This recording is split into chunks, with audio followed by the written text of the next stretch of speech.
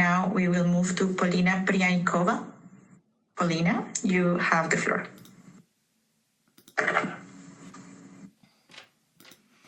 Thank you, Mr. Under-Secretary General, for this briefing. My name is Valentyn Prianykova. I'm the president of the Global AI Center. On behalf of the Global AI Center, POLYPRIANY, which in particular has contributed to the UN Office on Drugs and Crime Expert Processes and Global Digital Compact aligned consultations, we would like to commend the UN80 Initiative for its strategic clarity and institutional acumen in approaching system-wide reform under tightening resources. We're particularly attentive to the technology cluster within the UN80, including the consolidation of core digital infrastructures and the proposed technology accelerator platform. From our perspective, several interlinked dimensions of this transformation merit particular attention. One of them is the prognostication of professions in the context of rapid technological change.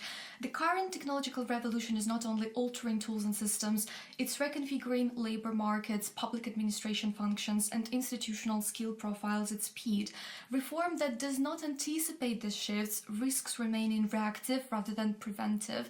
And Mr. Ryder, given your distinguished experience in labor standards and employment policy, we would like to draw your attention to the supranational protocol on responsible AI use and labor rights, elaborated by the Global AI Center in the spirit of the Artificial Intelligence Constitution's principles and provisions, and would welcome its consideration in relevant discussions. Another equally critical dimension is disability inclusion and accessibility. Our work emphasizes that technological consolidation and acceleration must embed algorithmic dignity and disability-inclusive AI frameworks from the outset, and persons with disabilities must be recognized not as passive beneficiaries, but as rights holders and co-designers of digital systems across the UN ecosystem. We see strong alignment between the Global AI Center's approach and the objectives of the UN80, and we would therefore welcome our work being heard and taken into account. Thank you for this briefing. Thank you, Polina. Now we move to Claudio Shuftan. Claudio, the floor is yours. Yeah, thanks again for all of these comments, questions and queries. Daniel, if it's okay, I'll try to respond to what I've heard and then perhaps make some closing remarks about how we move forward. Can I do it at the same time? Yes, please. Yeah.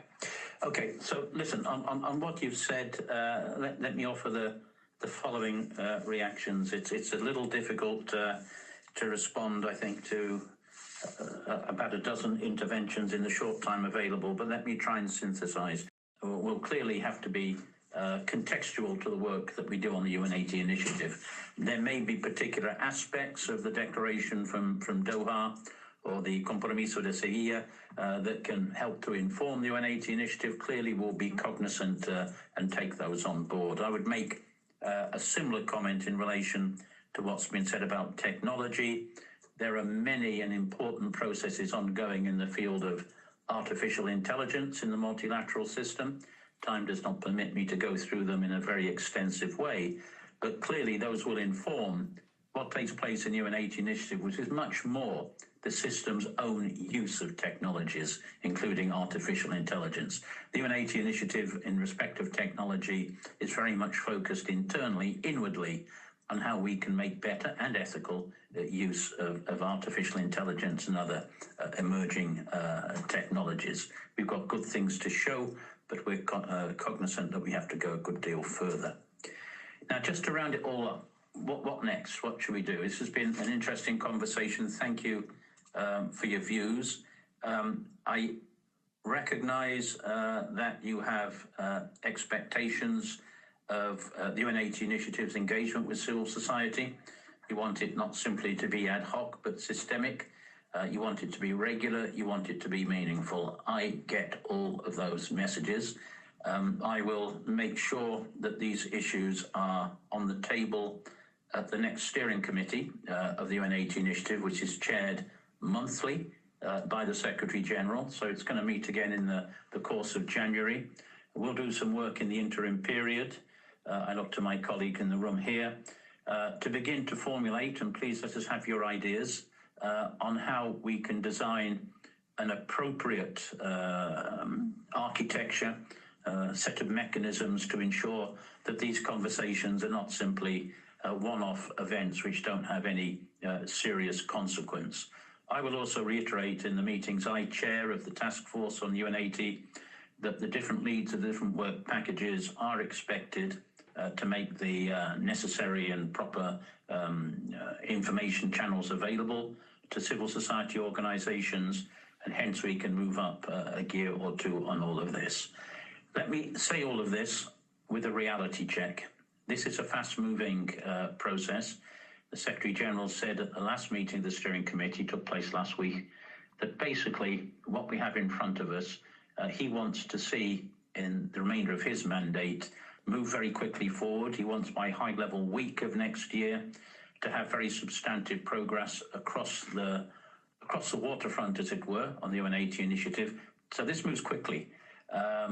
Whatever we're going to do, we're going to have to be agile, we're going to have to be light, putting in place, excuse me the expression, I hope you'll understand it, over-heavy processes won't be effective, because the run of events will go ahead of whatever over-heavy processes we might put in place. So we have to design carefully to make sure that whatever we put in place with the good intentions that I believe we share is fit for the purpose for which it's intended. So we'll be working on that. Please do let us have your thinking on all of this. It will be taken seriously. I do recognize that we have now to step up our efforts on our side.